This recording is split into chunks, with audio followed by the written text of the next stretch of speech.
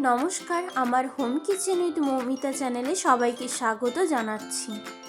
সুস্বাদু স্বাদের একদম নতুন পদ্ধতিতে কিভাবে থোড় আলু ভাজা করবেন চলুন দেখে নিন।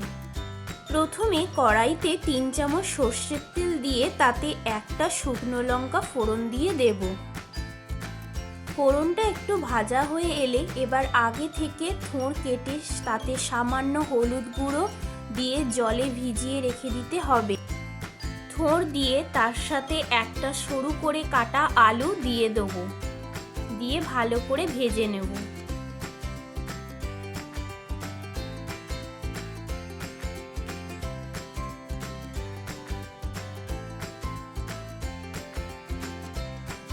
এখানে গ্যাসের ফ্লেম মিডিয়ামে রেখে ভেজে নেব।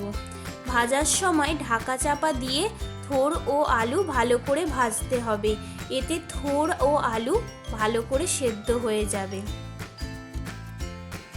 ঢাকা চাপা খুলে আবারও কিছুটা ভেজে নিয়ে পেঁয়াজ কুচি ও পরিমাণ মতন কাঁচা লঙ্কা কুচি দিয়ে 1 চামচ হলুদ গুঁড়ো, পরিমাণ মতন নুন ও 1 চামচ চিনি দিয়ে সব ভালো করে ভেজে নেব।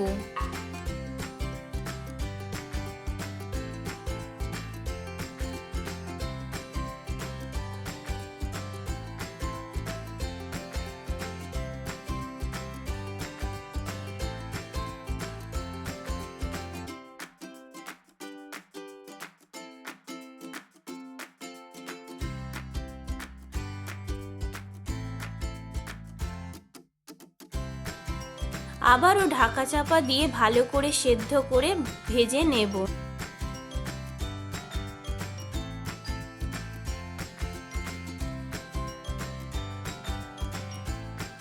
ভালো করে ভাজা হয়ে গেলে এবং সেদ্ধ হয়ে গেলে এবার একটি পাত্রে নামিয়ে নেব। এবার এটা আপনারা গরম ভাত কিংবা রুটি দিয়েও পরিবেশন করে দেখতে পারেন, দুর্দান্ত খেতে লাগবে। এভাবে একবার থোড় বাড়িতে রান্না করে দেখুন, হাত চেটে পুটে খাবেন।